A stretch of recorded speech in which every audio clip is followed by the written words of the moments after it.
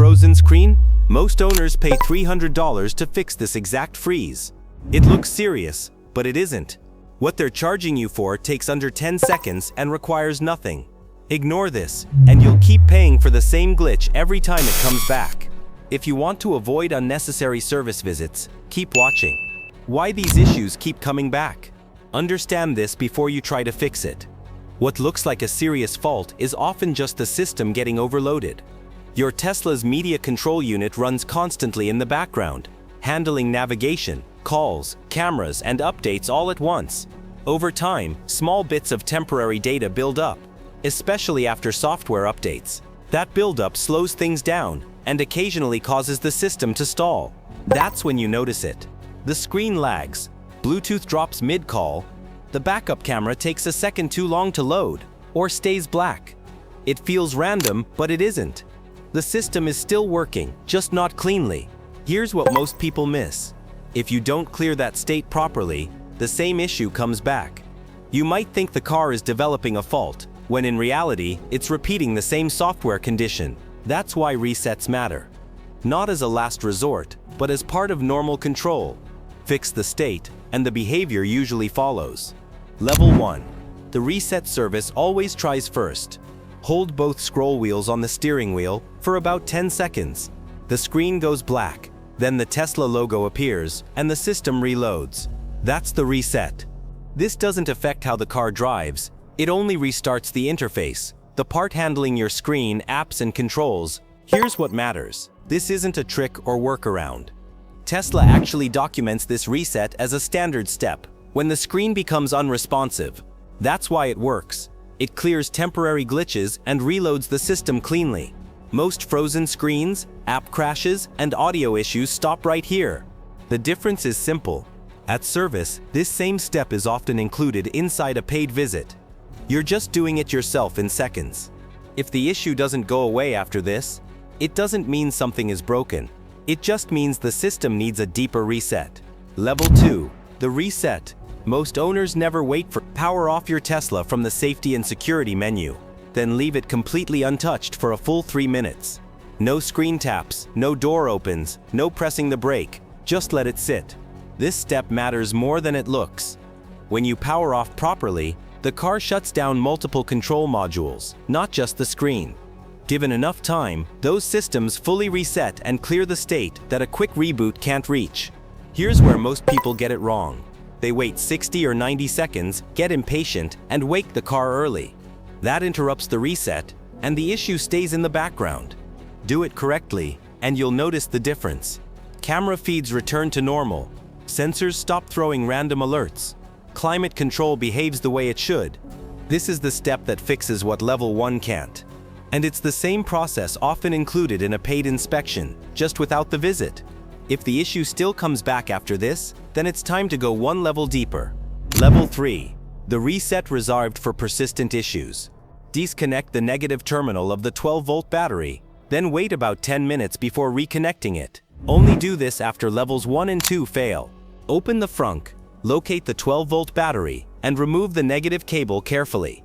Once disconnected, the car will go completely dark. No screen, no lights. That's expected. This step cuts power to all low-voltage systems and forces every module to shut down fully. It clears deeper system states that a normal reboot can't reach and triggers a clean restart across the vehicle. When you reconnect the terminal, the system initializes from scratch. That often resolves persistent glitches, repeated interface issues, or unusual battery drain behavior. This is not something you use regularly. It's a controlled reset for cases that don't respond to anything else. The same process is often packaged into higher-cost service work, just presented differently. If the issue still returns after this, you're no longer dealing with software behavior. At that point, it's worth letting service take a closer look. There's one more step most owners never try, and it's the one that usually works. The screen that confirms if you fixed it. Check your Tesla's service or diagnostic screen after completing the resets. This is where you verify what actually changed. Most owners never look here. The interface is built into the car, but it's not part of everyday use. It shows real system data instead of guesses. You can see battery behavior, voltage patterns, and the condition of the 12-volt system. If something was stuck before, this is where you confirm whether it cleared or not. Here's why this matters. A reset might make the screen feel normal again, but that doesn't always mean the underlying issue is gone. This view tells you if the system is stable or if something is still off. Use it for reading only. Don't change settings you don't understand. This step replaces a diagnostic check in many cases. Instead of relying on a service visit to tell you what's happening, you can see it yourself. If everything looks stable here, the issue was software. If not, you already know what comes next. The reset order that prevents most service visits. Follow the reset levels in order every time. Start with level 1, move to level 2 only if needed, and use level 3 as the final step. This sequence is what keeps the process controlled. Each level clears a deeper layer of the system, and skipping ahead doesn't make it faster, it just removes the logic behind the fix. Level 1 takes seconds and solves most interface issues.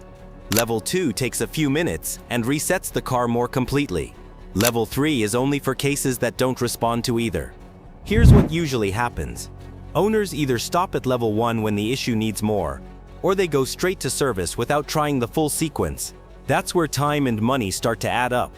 When you follow this order properly, you remove most unnecessary visits without guessing. It becomes a repeatable process, not trial and error. Over time, this changes how you deal with problems. You're not reacting anymore, you're working through them step by step. When a reset won't help, stop repeating resets if the same issue keeps coming back. That's the signal, it's no longer a software problem. If you see the same warning after level 3, or it returns within a day or two, the system isn't just stuck, something underneath needs attention. This is where hardware comes into play. You might notice persistent alerts, charging issues, or functions that fail the same way every time. These don't improve with resets, because they're not caused by temporary system states. Here's the difference. Software issues behave inconsistently and often disappear after a proper reset. Hardware problems stay consistent. They come back the same way, no matter what you try. This is the point where a service visit makes sense. Not as a first step, but as the right step. Using resets properly doesn't replace service. It filters out everything that doesn't need it. And that's what keeps your time and cost under control. The real cost difference over time. Track how often you avoid a service visit after doing these resets properly, because that's where the real savings show up. A typical visit can run anywhere from $150 to $300, sometimes more if it includes diagnostics or repeat checks, and most of those visits start with the same steps you've already seen. If you avoid even 1 or 2 unnecessary visits a year, that's a few $100s saved without changing how you drive or maintain the car. It's not about one big win, it's the pattern. Small fixes handled early, without escalation, add up quietly over time. After a few years of ownership, that difference becomes noticeable, not because you avoided service completely, but because you used it only when it was actually needed.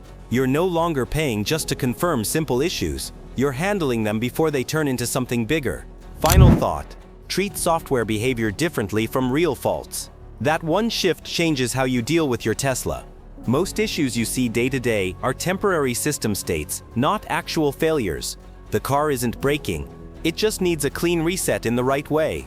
When you understand that, you stop reacting and start working through problems with control. That's the difference between guessing and knowing. You're no longer relying on visits to figure things out. You're handling the common issues yourself, and only using service when it truly matters. Over time, that approach saves more than money. It saves time, effort, and unnecessary frustration. If you want to understand your Tesla better and avoid unnecessary costs, stick around for more.